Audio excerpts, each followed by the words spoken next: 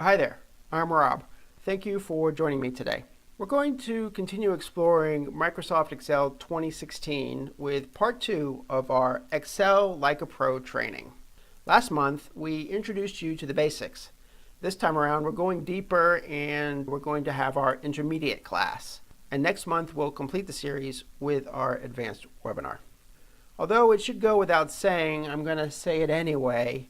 If you missed the basics webinar, you should catch up by viewing Excel Like a Pro Training Part 1. You can look for it on YouTube. Today's class builds on top of the basics with minimal refreshers, so make sure you've got the basics down.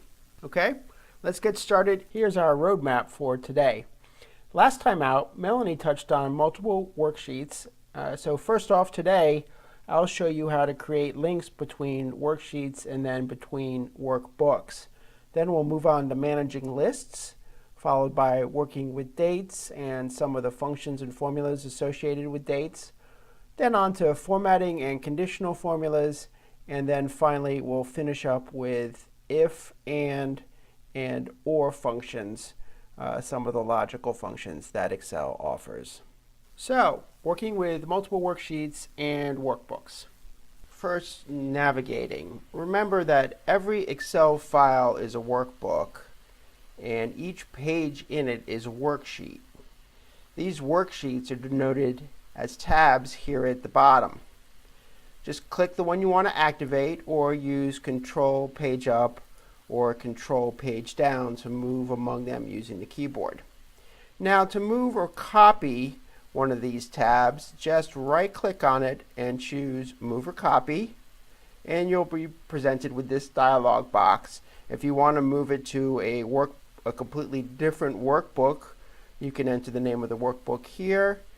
If you simply want to move it around the current workbook, this is how you do it. Obviously, a longer list, you would have scroll bars here on the right. And then to create a copy of a worksheet, just activate that checkbox. Okay?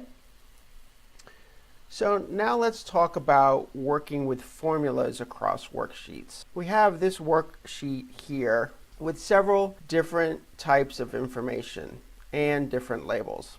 Okay? Apples, oranges, bananas, lemons, very different. Let's calculate the data across more than one sheet. You can do that by creating what Excel calls 3D formulas. Think of a 3D formula as a cross-reference or an endnote in a book. You literally go to this page and retrieve this specific information and bring it back. So, how do we create a formula that pulls in information from another worksheet?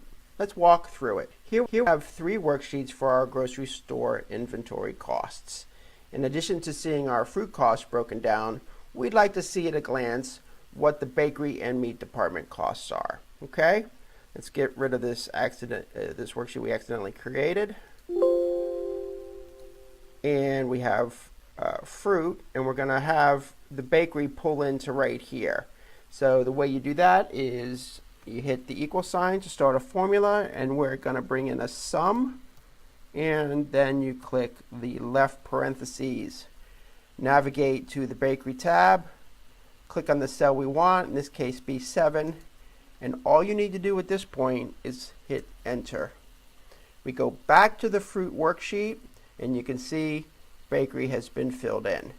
Now let's do it again, but this time we don't want the full range of the meats. We just want a couple of the meats. So again, equal sum, left paren, click the meats tab, and this time we want chicken, and we're going to hold down the control key and choose fish. Both are selected, we hit enter, and now we just have those 2 categories brought into the meats tab. Very easy. Let's look at the syntax for a moment up here in the function bar. You can see here that the name of the sheet is literally brought in, and then an exclamation point is added to the end of it. And then, of course, the cell reference. Later, when we look at workbooks, you'll see that there's a specific syntax for them as well. Okay, so that's a look at using 3D formulas to link together worksheets. And it's a great method to build summary or master worksheets that bring data together in one place. It's also the method you'll have to use if the labels and data types are different from worksheet to worksheet, like in our case where we have different fruit categories and we have different breads and bakery items and different meats, okay? So you definitely want to be using 3D formulas for worksheets such as these.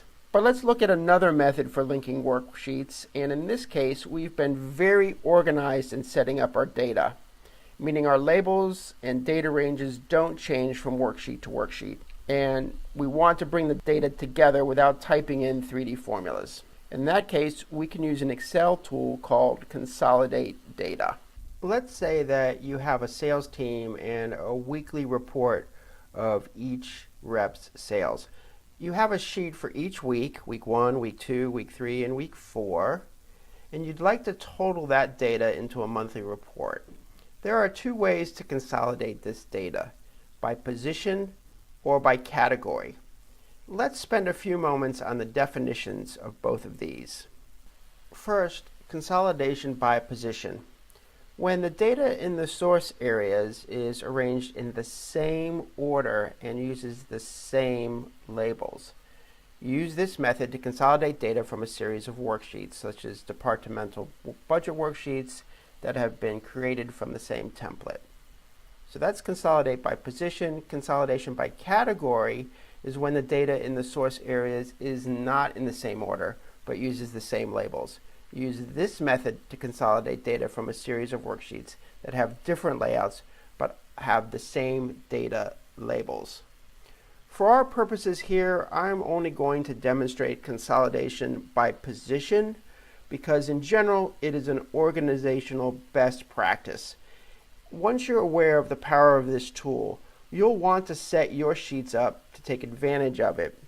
And by having consistency across worksheets, it'll be easier for you and anyone else to quickly get their bearings within the notebook. So let's look at an example workbook that shows the sales achieved by each sales rep by each day of the week. And each week is on its own worksheet. As we can see, we have data that is in the same order and uses the same labels. In other words, the same consistent layout. It's going to make consolidating data work like a charm. Let's go to our master sheet. We want to click in the upper left-hand corner, and we want to use an area where the consolidated data has room to appear. So it's best to create a clean worksheet for this. If you're going to consolidate data on a worksheet with pre-existing data, make sure that you leave enough cells to the right and below the cell for the consolidated data to appear. Okay? So let's go to the Data tab, click Consolidate. Here's our dialog box. By default, sum is our function. There are many other functions that you can use with Consolidate Data. I'd say average is probably the next most common to sum. All right, now we want to choose our ranges from each of the worksheets. So we're going to collapse this dialog box with the up arrow. We're going to click on week 1. We're going to select the entire range and the labels. We're going to bring the dialog box back and we're going to add that week to the references. All right, now it's not hard to do the rest of them because our data and labels are consistent. If we click on week 2, it's already pre-selected. Click Add. Same for week 3. Click on the worksheet, click Add. Click on the worksheet for week 4, click Add. That's it. We have now told Excel all of the data that we want to be consolidated onto the very first master worksheet. We want to make sure we have the labels, so top row and left column labels, we want those. And now let's spend a couple minutes talking about creating links.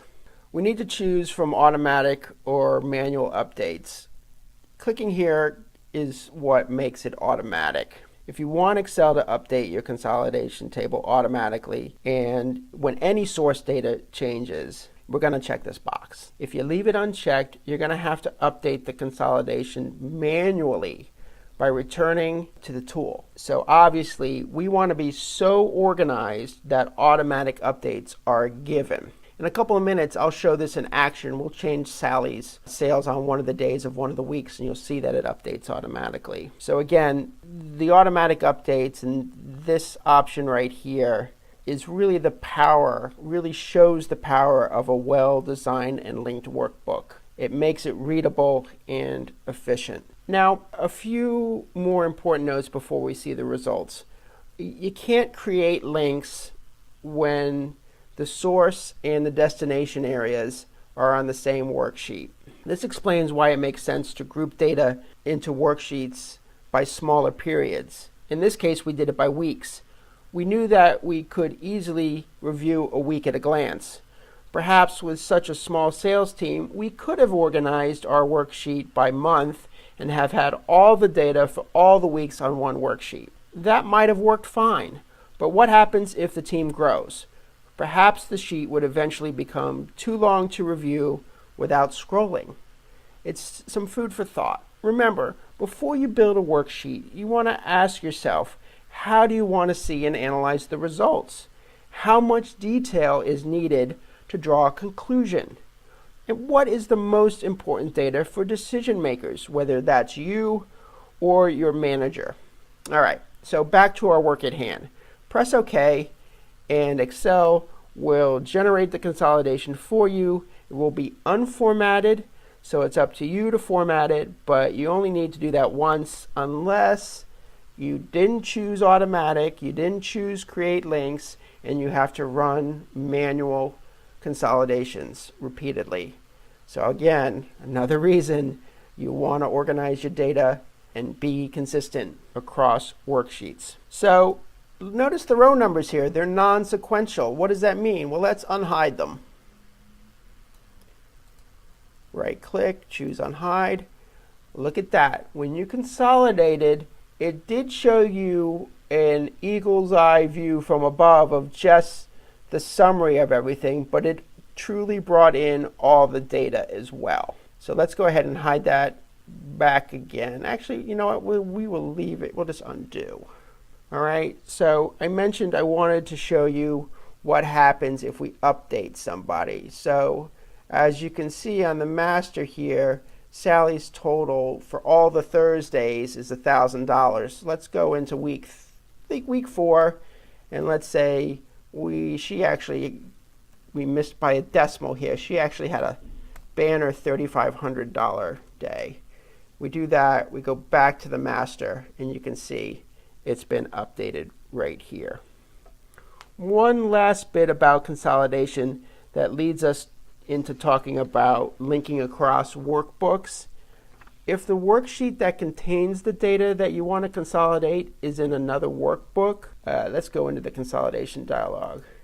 You first want to browse for that workbook, okay? And then you'll select the references in the same way that you did before. Excel will create the path for you, and you'll see that the workbook name is in there, as we saw earlier with the worksheets, and it has an exclamation point, okay? That's it for consolidating workbooks. We'll now turn to linking workbooks. So up to this point, we've been working in one workbook with several worksheets, right?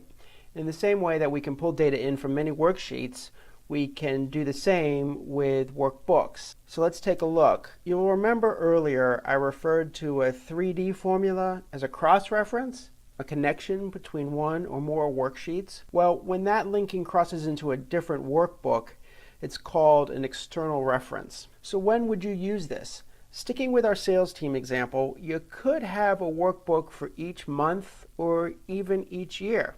It depends on, of course, the time period you'd like to consolidate. So here's how it works. We're back with our sales team, and it's now ending the end of a second month. In our monthly sales 2 workbook, we want to see how the team is doing against the previous month. So here on the master worksheet, we are going to add a link to last month's total. So our formula will start, as they all do, with an equal sign. And we don't need any function because we're just creating a link. So we are going to jump over to last month's worksheet, monthly sales. And all we need to do is click on the cell that we want to summon and hit enter. And here's our total for last month. Okay, let's pause again on the syntax of the formula. So you'll notice the file name of the other workbook, monthly sales, is in brackets, even has the extension. Here's the sheet that it refers to and the cell reference. And in order for this particular external reference to work, the single quote marks have been added. And that is because there is a non-alphanumeric character in the file name, and that's this space right here. Keep in mind, particularly if you move folders or put things on a server, that the links can be broken. So you'll want to have a workflow that reduces the breaking of links by having files. You don't want files moving around. All right? And if they do, you know that you need to add these single quote marks to help you out in diagnosing file names that may not be alphanumeric and for tracking down file names or file locations when links are broken. Okay? Let's quickly, before we finish this section, let me show you the way to create the link in the opposite way. So we're going to put it right here, but we're going to start in our first file. All you need to do is copy or Control C, go back, and you're not going to do a paste, you're going to do a paste special right here. And down at the bottom left, paste link. And there it is. If you look, they're exactly the same. So you have options, you have flexibility in the way that you build your links. But again, just remember, you have to maintain them. That's very important, and refer to the syntax to help you do that. And now on to our next topic. Our next topic is managing lists. Many people use Excel to create lists of contacts, or they use it for mailing lists or for inventory purposes. Think of a list as a database, a collection of information. It differs from a table because it doesn't typically use formulas. Rather, it's manipulated into different views through sorting and filtering, and that's what we're going to talk about next. So here, what you see is an example list. It's a list of all the National League Cy Young Award winners since 1967. And because lists are meant to be sorted or filtered, we can look at the data in different ways. So it's really important that lists have column headings, as you can see up here in row 1. It's very important that there are no empty rows anywhere in the list as we go down, as you can see. So let's talk about simple sorting. Right now, this list is organized by year from 67 up until 2017. Let's say instead that we want to see it ordered by who had the most wins among everyone in this list. What we do is we click the column header for wins, and then we go over here and choose sort and filter, and we are going to sort from highest to lowest. More wins is better. Again, this is called a simple sort, and you can see here that it runs from 27 all the way down to 2. And it's no longer organized by year, and obviously it rearranged all the data and kept each row as its own self. So let's do something a little bit more complex and sort by multiple columns. You see this cluster of pictures with 24 wins?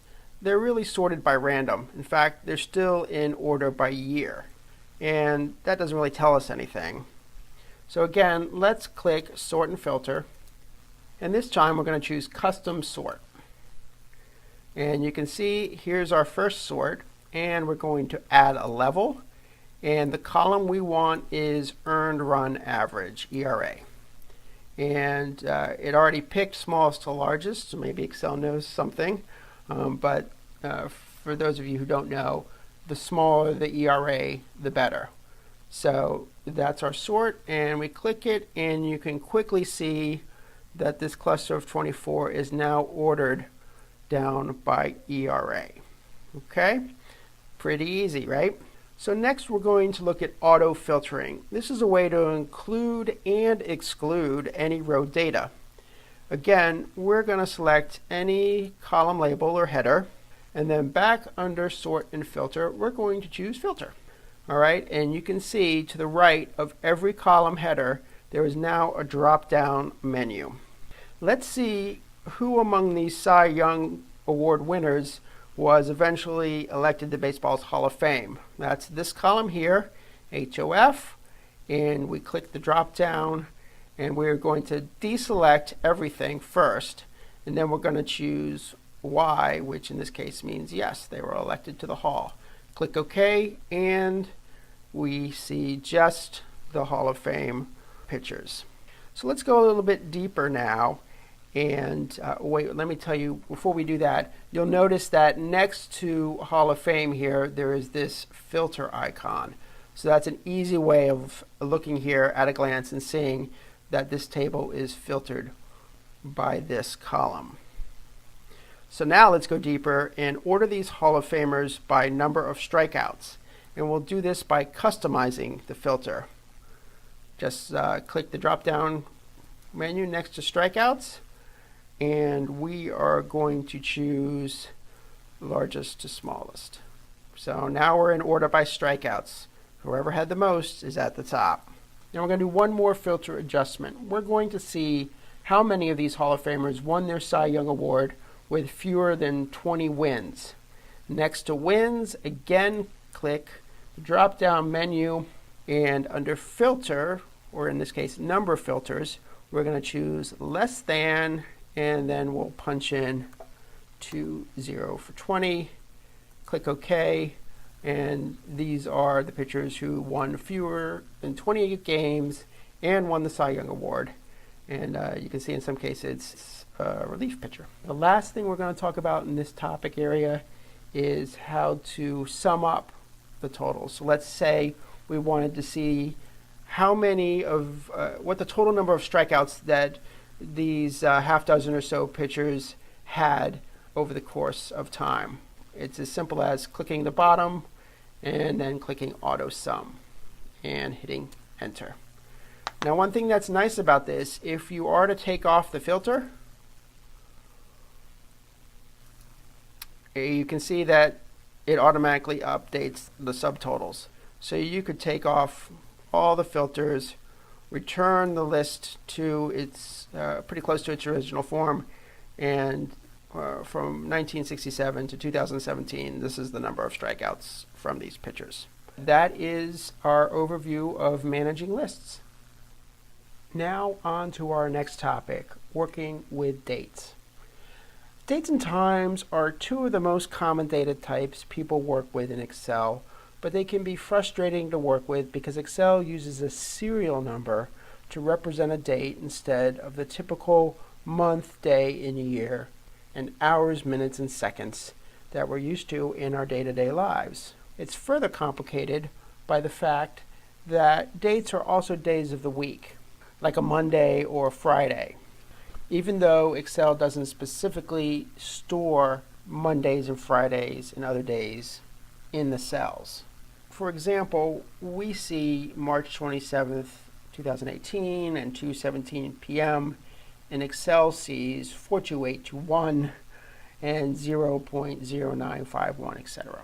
Obviously, serial numbers are not intuitive to use, but fortunately, Excel has a set of functions to make it easier to find and use dates and times. You'll find the date functions on the formula part of the ribbon under date and time. Quite a few to choose from. For our purposes today, we're going to focus on today and now. So looking first off, the today function is useful when you need to see the current date displayed in your worksheet. And it will give you your current date regardless of when you open the workbook. It's going to always update it to today's date. The today function is also useful for calculating intervals. So here's a quick example. You might use this formula to calculate someone's age. So we put in equal the year function, and then here's today. And today always has this open and close parentheses with no information in it. So that's just going to calculate whatever today is on your computer, and it's going to then subtract the years. Okay? So that formula for someone born in 1965, as of this date, or at some point this year, they'll turn 53. Okay? Now, the now function takes the today function a step farther by including the time. It can calculate a value based on the current date and time and have the value updated each time you open the worksheet, just like with today. So that's two basic formulas. We're not going to go into any more depth with them since their use can be so wide and varied. But what I do want to do now is show you formats of dates. If you go back to the home ribbon, you'll find your formattings here. Let's go down, and we have a short date and a long date, as well as more number formats here. And under date, you can see many ways of displaying your information. So if you remember from a few moments ago, I talked about the serial numbers. So you can have Excel calculate using its own system, and then you can have your information, your dates and times displayed in any manner you would like. Now on to a demo of using dates and formulas. Let's check back in with Sally and the sales team. Let's say that we'd like to see the actual date here instead of the day of the week. So first we'll change Monday to, let's start with next week, 4/2/18. And then we just, for Tuesday, we will make a little formula here, B1 plus 1. So we'll take Monday's date and add a day to it. And then let's just copy and paste the rest of the week. And then we can copy the entire set of labels, go to week 2, copy, paste, and we're going to do 4/9/18, and that'll do the rest. So really easy to go and populate your worksheet with the date of each day rather than the day of the week. Now let's do something a little more complex using a date function, and we're going to figure out how many days are left in the month. All right, and the way we do that is we start our function with an equal sign and then date, and we're going to put in the end of the month. So that's 2018 for the year, 4 for the month, 30 for the day, and then we're going to subtract today's date. Today, open paren, close paren. That's all you ever need for that. And as you can see, it says 42, but once we hit April 1st, it will be 30 and count down from there. So that's a look at working with dates and date and time functions. Our next topic is formatting and conditional formatting. We've already seen how to format numbers. Now we're going to see how we can use formatting to highlight cell values and formula results, making for quicker analysis and drawing of conclusions. So let's revisit our list of Cy Young Award winners, and let's have ERA, any ERA lower than 2 show up highlighted in red. So you want to select the entire data range first. Easy to just click the top of the column and highlight everything. Now let's click on conditional formatting. You can see there's a lot of choices here. Different sets, different data bars, creating rules. For our purposes, we are going to highlight cell rules, and we're going to choose less than, and we want less than 2.00, and that will be filled with light red with dark red text. So you can see here we have anything lower than 2 is in red. And obviously it's all red down here because I selected the entire column. So perhaps I should have just grabbed the cells with data. Now here's another example, let's revisit the sales team and create an at-a-glance way of seeing who's on target. We'll select all the data cells, like so. And then again, we'll click Conditional Formatting. And what we're going to do this time is create a new rule. And we are just going to format all the cells based on their values. And the style, we want it to be the traffic light style. So here it is. And what we'll do is anybody that's 300 and over is in the clear. They're green. So one thing that's a little weird here is you have to click the type before you enter the value. It's a little weird to do it that way, but now you know, and you won't get confused when you do something like this. If I hit 200 here and hit the tab key, oh, didn't quite get, yeah, I click on number and it goes back to 0. So 200 and OK, and voila, we can see at a glance who's at or above goal. They are in green. Those who are in between 200 and 300 are yellow, and those below 200 are in red. Pretty cool, right? Now let's use a formula to set the conditional formatting. Let's highlight the entire range once again. And conditional formatting, we're going to again choose a new rule, and this time we're going to use a formula to determine which cells to format. Okay, so the formula that we want to use is equal B2 less than 200, because we want to see at a glance who among all of our sales reps is under $200 at this time, or for this week. So then we click Format and Fill, and we're going to just do it in yellow. And OK twice, and then you see all the reps who have yet to hit $200 for the week. So there are just 2 more topics to cover in this particular area, and these are practical tips. Okay, I want to show you, if you weren't the person who created a particular spreadsheet and you opened it for the first time and you wanted to see if it had any conditional formatting, how would you do it? How would you find those cells that have conditional formatting without clicking on each cell? Well, here's how. All you need to do is, here on the home menu, choose Find and Select. And we're going to look for conditional formatting. And you can see here that this entire block had conditional formatting assigned to it. So that's a really easy way to find conditional formatting.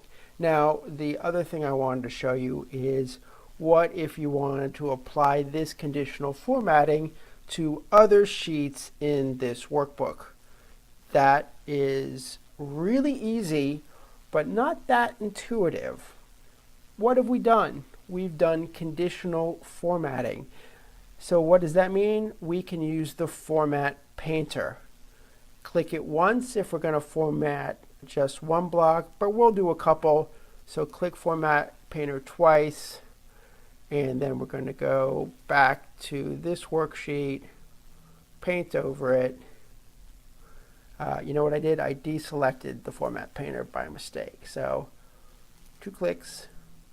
See the paintbrush icon? Now we go to week 3, paint it. Week 2, paint it. And week 1, paint it. Very easy. Okay? Now let's look at another set of logic-based functions and formulas. The if function. Here's where we start to rely on Excel to help us analyze and surface important data and the relationships between the data. In the same way that conditional formatting helps us see when certain conditions are true, the if functions and related formulas reveal when certain criteria are met when certain things are in fact true. We can also stack multiple criterios or scenarios into one formula, bringing a lot of power to the if function. Anyway, let's pause for a second and look at how Excel explains the if function, because the language of this function can take a little while to fully understand. So the if function defined. The if function checks whether a condition is met, and it returns one value if that condition is true and another value if it's false. So looking at the syntax here, the logical test is any value or expression. So does cell B2 equal 200? If the value is true, then perhaps we display the word yes in a cell to the right of B2. And if it is false, then we say no to the right of B2. So let's build a formula looking at each part of this as we go. Back again with our sales team. It's nearing the end of the month, and we've introduced a couple of sales bonus opportunities. The first is a sales goal of $800 for each rep. In our spreadsheet, we want a simple yes or no to appear in this column here. Okay? So here's the formula. The logical test value is going to use the amount in the difference column, right? Column I. Because any difference greater than 0 means the rep has exceeded the goal of 800. So let's start with that. Equal if I2 is greater than 0, comma, what we wanted to do if the value is true is answer the question yes, and then if it's false, no. Whoops, we need the parentheses. The quote marks, I mean, and hit enter. And so you can see that is the case here. This rep has exceeded it, so it's yes. And we can just copy these all the way down like so. And you can see the test is instantly run, and we have the answers. Now let's turn our attention to this top sales column. And imagine that not only can our reps earn a bonus for sales of 800 or higher, but that whoever sells the most wins a prize. So we need a formula with a function that compares each rep to the other 4 reps and returns only one winner. And that function is called AND, A-N-D. It's probably self-evident, but the AND requires the formula to find more than one truth to return a logical test of true. In other words, considering our team here to have gotten to the value of true, Chester's difference would need to be greater than Sally's and Joe's and Maria's and Abdul's, right? So this is how that formula is written. We already know that Chester's our winner, so as not to make things anticlimactic, we'll go ahead and build our first formula around him. So bear with me because we got to type a little bit. So the formula is if and then we're going to say, again, we're using the difference column. I5 for Chester is greater than Sally's. I2 is greater than Joe's. I3 is greater than Maria's. I5 is greater than I4. And I5 is greater than I6. We close it, comma, and we're going to just have it say winner, and then nothing if that's not the case, and then close it. Hit return, and we can see that Chester is our winner. Now I've pre-filled this with another column of the same formulas. Let's unhide that. So here's top sales, and you can see that it's the winner, but as you can see, while I can copy and paste this first formula to each of these, we then need to go in and hand edit each one. So all of these will start with I2 and have all the rest of 3, 4, 5, and 6 This will be I3 and have I2 and I4, 5, and 6, etc. down the row. So that is how we do function within an if-based formula.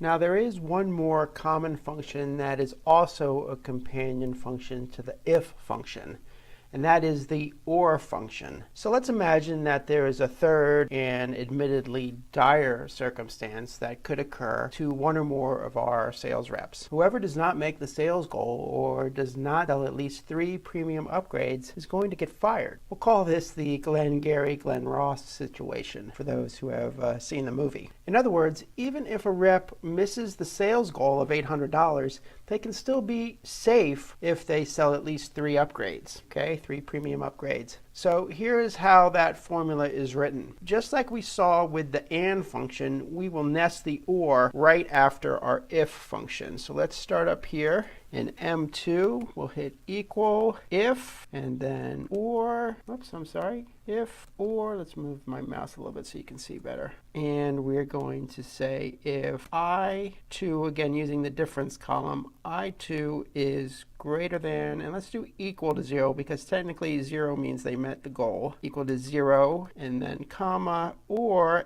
L2 is greater than 2. Close that, and comma. We're going to do safe if our expression is true, and we're going to do fired if it is false. Paren, but Excel took care of that for us automatically, and then we'll just copy this down and see what the results are. No need to change or edit the formula. Okay, so let's check it here. Maria, she came up short by $100 on the sales goal, and she only sold 1 premium. So unfortunately, Maria is not going to be continuing with us because she didn't make the incentives. So, believe it or not, that brings us to the end of part 2 of Excel Like a Pro. Our intermediate class is now complete. We will have a third, part 3, coming up in April. The date is to be announced, and that will be our advanced Excel Like a Pro class. Thanks so much for joining me, and take care.